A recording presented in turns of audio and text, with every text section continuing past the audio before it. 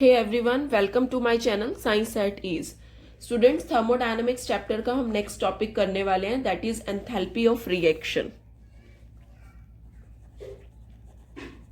Enthalpy of reaction, देखो enthalpy of reactions में क्या है, इसका मीनिंग क्या होता है, पहले इसकी डेफिनेशन हमें पता होनी चाहिए। ये वो अमाउंट ऑफ आपकी हीट होती है जो इवॉल्व होती है या एब्जॉर्ब होती है जब certain molecules of the reactants as expressed by the balance chemical equation. मतलब जब एक इक्वेशन के अंदर, एक रिएक्शन के अंदर रिएक्टेंट्स आपके रिएक्ट करके प्रोडक्ट्स में कन्वर्ट हो रहे होते हैं, तो उस टाइम पे जो एनर्जी इवॉल्व और एब्जॉर्ब्ड होती है उसको आप बोलते हो एंथैल्पी ऑफ रिएक्शन। तो आप इसकी डेफिनेशन यहां लिख सकते हो। It is defined as the amount of heat evolved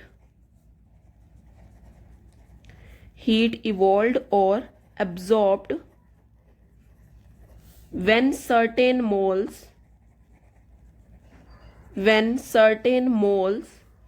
of the reactants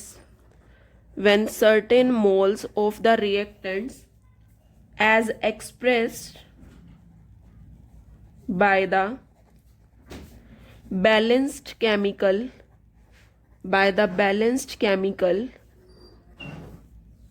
equation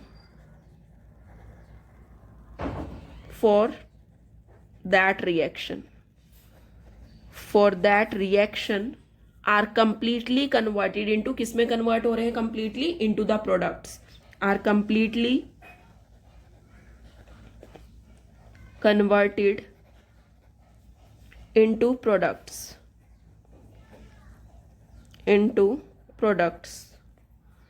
अब मान लो जैसे हमने कोई रिएक्शन को वो कर लिया है, इमेजिन कर लिया है, तो उसके लिए for a chemical delta H क्या होता है हमारा, H P minus H are.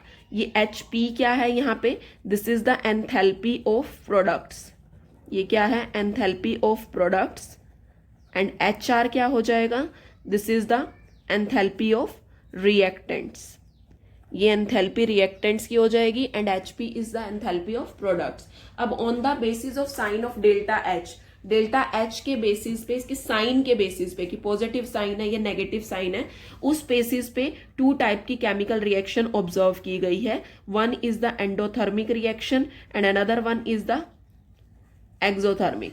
Endothermic reaction देखो क्या है, वो रिएक्शंस जो हीट एनर्जी को एब्जॉर्ब करने पे आती हैं। मतलब the reaction which are accompanied by absorption of heat energy and have positive value of delta H. और वहां पे डेल्टा एच की वैल्यू क्या रहती है, पॉजिटिव रहती है जब एब्जॉर्प्शन ऑफ एनर्जी हो रहा है। तो उस प्रोसेस को, उन रिएक्शंस को क्या बोलते हो, एंडोथर्मिक। तो आप ये लिख सकते हो यहाँ पे, reactions which are accompanied by absorption of heat and delta H की वैल्यू क्या है, positive, and have positive delta H value, उनको आप क्या बोलते हो, एंडोथर्मिक रिएक्शन। इसके एग्जाम्पल हैं जब आपका नाइट्रोजन रिएक्ट करता है ऑक्सीजन के साथ, this is in the gaseous form, this is also in the gaseous form and these are making 2NO, this is gaseous and here next is the N2 plus O2, इन्होंने 2NO बना दिया, same reaction.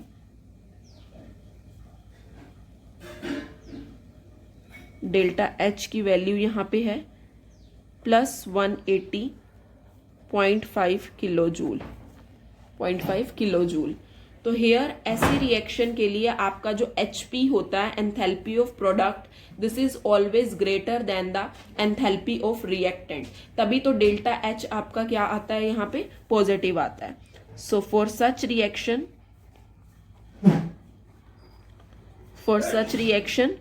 HP क्या है, greater than HR, तभी delta H आपका क्या आता है, पॉजिटिव आता है। डेल्टा H इज पॉजिटिव, ठीक है। उसके बाद नेक्स्ट है हमारा exothermic reaction. Exothermic reactions. Exothermic reactions के अंदर ये वो रिएक्शन है जहाँ पे आपका एवोल्यूशन ऑफ हीट एनर्जी होता है, एंड यहाँ पे डेल्टा एच की जो वैल्यू होती है दैट इज नेगेटिव, ऑपोजिट हो जाएगा बिल्कुल। तो यहाँ पे एवोल्यूशन होता है हीट एनर्जी का, एवोल्यूशन हो रहा है, एंड नेगेटिव वैल्यू हो जाती है आपकी किसकी, डेल्टा एच की, डेल्टा एच। ठीक है, ऐसी रिएक्शंस को आप क्या बोलोगे, एक्सोथर्मिक रिएक्शंस बोलोगे। So here examples we can take carbon solid plus oxygen gas, they are forming carbon dioxide. तो यहां पे जो डेल्टा एच देखा गया है that is -393.5 kilo joule. So here we can say ऐसी रिएक्शन के लिए HP आपका स्मॉलर होता है as compare to the HR, मतलब एंथैल्पी ऑफ प्रोडक्ट्स आपकी लेस होती है as compare to the enthalpy of reactants. So delta H क्या बन जाता है, delta H is negative,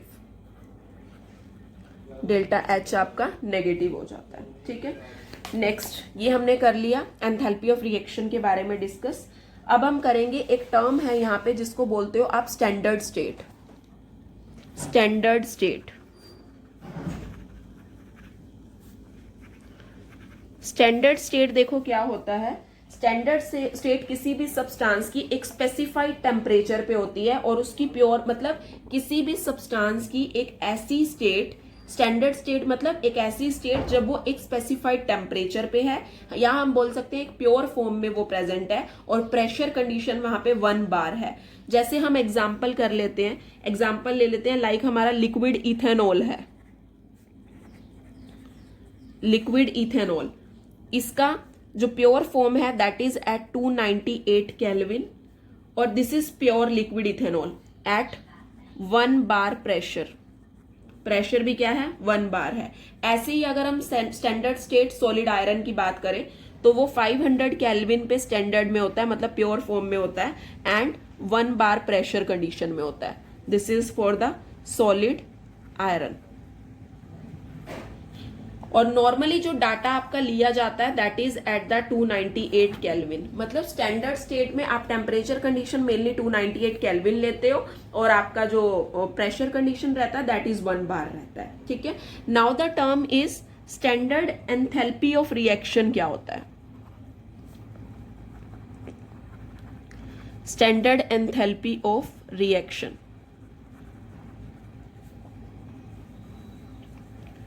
standard enthalpy of reaction, see students, यहाँ पे स्टैंडर्ड एंथैल्पी ऑफ रिएक्शन का मीनिंग होता है that this is the enthalpy change. ये किसी भी रिएक्शन का एंथैल्पी चेंज है जब सारी रिएक्टिंग स्पीसीज, और वो रिएक्टिंग स्पीसीज कौन सी होंगी, एलिमेंट्स हो सकते हैं, कंपाउंड हो सकते हैं, are in their standard state, वो सारे स्टैंडर्ड स्टेट में होने चाहिए। उस केस को आप क्या बोलते हो, standard enthalpy of reaction, that is 298 kelvin पे होने चाहिए temperature condition and 1 bar pressure में। सो डेफिनेशन इसकी लिख लो, this is the, it is the enthalpy change, it is the enthalpy change, enthalpy change नहीं, enthalpy of a reaction, of a reaction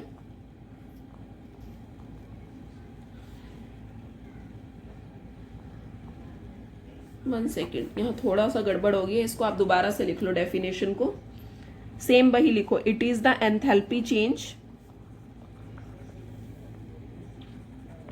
it is the enthalpy change for a reaction, for a reaction when all reacting species, when all reacting species are in their standard state,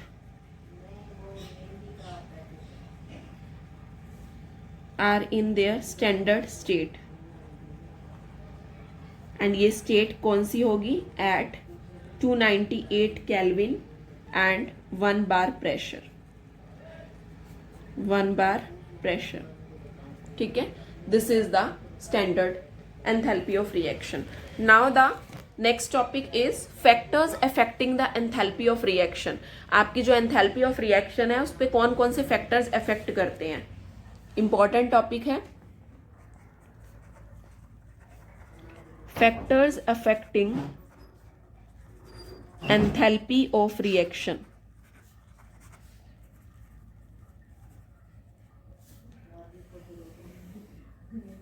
देखो, सबसे first factor है आपका physical states of reactant and products. Reactants और products की physical state भी बहुत matter करती है यहाँ पे. तो first factor is the physical state of reactants and products. Reactants and products. See, हमें पता है कि जब भी कोई भी फिजिकल चेंज आता है किसी भी रिएक्टेंट के अंदर या प्रोडक्ट के अंदर, मतलब हमारे जो रिएक्टेंट्स है उनकी स्टेट के अंदर कोई चेंज आता है, लाइक वो सॉलिड से कन्वर्ट हो रहे हैं लिक्विड में, गैसेस से सॉलिड में, जिसमें भी जो भी चेंज आ रहा है, तो उस टाइम पे एक एनर्जी रिलीज होती है या एक एनर्जी इन्वॉल्व होती है जिसको हम बोलते हैं लेटेंट हीट. तो therefore enthalpy of reaction changes with the change in the physical state. तो वहां पे एनर्जी का कुछ चेंजेस आ रहा है ना, तो इसलिए हम ये बोल सकते हैं कि एंथैल्पी ऑफ रिएक्शन भी जो है, जो हीट ऑफ रिएक्शन है वो चेंज होती है always with the change in the physical state. जैसे हमने बात कर ली,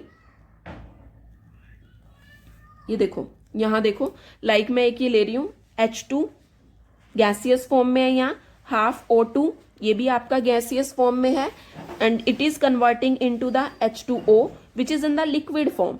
तो यहाँ पे जो डेल्टा RH रिएक्शन का देखा गया है that is equal to -286 kilo joule, इतना देखा गया.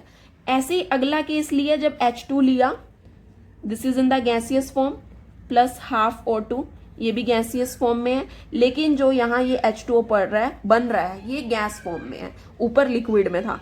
तो यहाँ पे अब डेल्टा RH क्या मिला है आपको, -242 पॉइंट किलो जूल. तो अब देखो यहाँ पे ये फर्क आ रहा है ना एंथैल्पी का, तो इसका मतलब एंथैल्पी चेंज आपका हो रहा है with the physical state of the reactants and products. अगर स्टेट में चेंज आ जाता है तो आपका एंथैल्पी में भी क्या आ जाएगा, चेंज आ जाएगा. फर्स्ट फैक्टर तो ये है. दूसरा फैक्टर आपका है यहाँ पे, second factor is the quantities of reactants. Quantities of reactants. Reactants की क्वांटिटीज पे भी बहुत चीजें मैटर करती हैं. Quantities of reactants. देखो, चेंज इन एंथैल्पी जो होता है या कोई भी हीट एनर्जी का जो अमाउंट है वो क्या है, इवोल्व होता है या एब्जॉर्ब होता है. आपका हीट का अमाउंट एक रिएक्शन के अंदर या तो इवोल्व होएगा या एब्जॉर्ब होएगा, और उसी को ही आप क्या बोलते हो, चेंज इन एंथैल्पी बोलते हो. So all these things depend upon the quantities और amounts of the reactant taking place in the reaction. हम बोल सकते हैं जब नंबर ऑफ मोल्स रिएक्टेंट्स के आप डबल कर देते हो तो एंथैल्पी भी डबल हो जाती है. देखो, ये इस रिएक्शन में देखा गया है, तभी ये कंक्लूजन निकाला गया है. लाइक आपने क्या लिया, H2 गैसियस फॉर्म में प्लस हाफ O2, ये भी किस फॉर्म में, गैसियस फॉर्म में है. This is converting into H2O which is in liquid form. और यहाँ पे कितना देखा गया है, delta RH is equal to -286 kilo joule. और अगला रिएक्शन यही ले रही हूं मैंने, यहाँ पे 2H2 ले लिया, मोल्स मैंने बदल दिए हैं यहाँ पे, प्लस यहाँ पे O2 हो जाएगा. This is in the gaseous form and this is converting into 2H2O. Just आप देख रहे हो कि मोल्स बदल गए हैं और ये गैसियस फॉर्म में. तो यहाँ पे जो डेल्टा RH देखा गया आपका दैट इज -572 किलो जूल. ये -572 किलो जूल देखा गया है. सो हेयर अगर हम नंबर ऑफ मोल्स रिएक्टेंट के डबल कर दिए हैं हमने, तो आप यहाँ पे देख सकते हो उसका जो एंथैल्पी ऑफ रिएक्शन भी है वो भी क्या हो चुका है, डबल हो चुका है.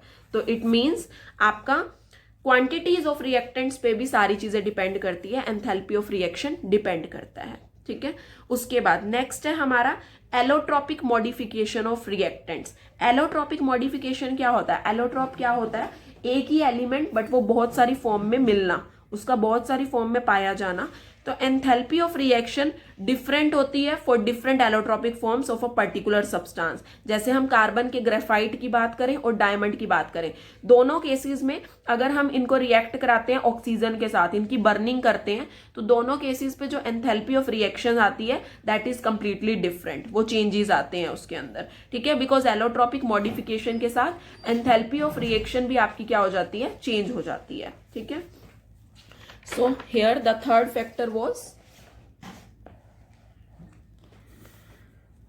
factor हमारा यहाँ पे अभी क्या बोला मैंने, allotropic modification of reactant, allotropic modifications of reactants. Next आपका फोर्थ फैक्टर है यहाँ पे concentration of solutions. Fourth factor is the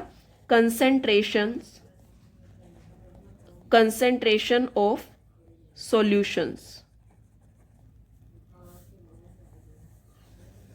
heat change जो है वो, मान लो, देखो मेरी बात सुनो, जैसे हमारा सोल्यूट है कोई, हम उस सोल्यूट को अगर सॉल्वेंट के अंदर डालते हैं, या हम क्या बोल रहे हैं कि डाइल्यूशन कर रहे हैं हम कुछ, तो उस टाइम पे कंसंट्रेशन सॉल्यूशन की क्या हो रही है, चेंज हो जाएगी ना। तो ये कंसंट्रेशन चेंज होने पे भी आपका एंथैल्पी में चेंजेस आते हैं, ये कॉमन था, ज्यादा क्वेश्चन नहीं आता इस पे। Next condition of temperature and pressure, इन पे भी डिपेंड करता है। Conditions of temperature and pressure, इन कंडीशंस पे भी आपका डिपेंड करता है एंथैल्पी ऑफ रिएक्शन। एक केमिकल रिएक्शन है, उसकी डिफरेंट एंथैल्पीज हैं at different temperature and pressure, मतलब हर टेम्परेचर एंड प्रेशर कंडीशन पे अलग अलग आपका वैल्यूज आती हैं एंथैल्पी ऑफ रिएक्शन की। इसलिए हम नॉर्मली इनको मेजर करते हैं at the standard condition 298 kelvin temperature पे, और प्रेशर 180 m या 760 mm कंडीशन पे ले सकते हैं। तो enthalpy of a reaction under the standard condition of temperature and pressure, उसको बोलते हो standard enthalpy of reaction. And standard enthalpy of reaction को आप रिप्रेजेंट करते हो विद दिस डेल्टा RH, ऊपर इस तरीके का साइन, लाइक दिस, इससे आप इसको रिप्रेजेंट करते हो, ठीक है। So these were the factors which are affecting the enthalpy of reactions. ये हमारा फैक्टर्स कंप्लीट हो गया, हमारा एंथैल्पी ऑफ रिएक्शन टॉपिक पूरी तरह कंप्लीट हो चुका है। उसके बाद नेक्स्ट वीडियोस में हम और टॉपिक्स को डिस्कस करेंगे। Thank you so much students for watching this video. Make your notes proper, जो चीजें आपको लिखवाई गई हैं उसको प्रॉपर नोट डाउन करना, and if any doubt comes then you can message me in the comment section. Thank you so much, and hit the like button and do subscribe my channel for the upcoming videos, and don't forget to press the bell icon. Thank you students.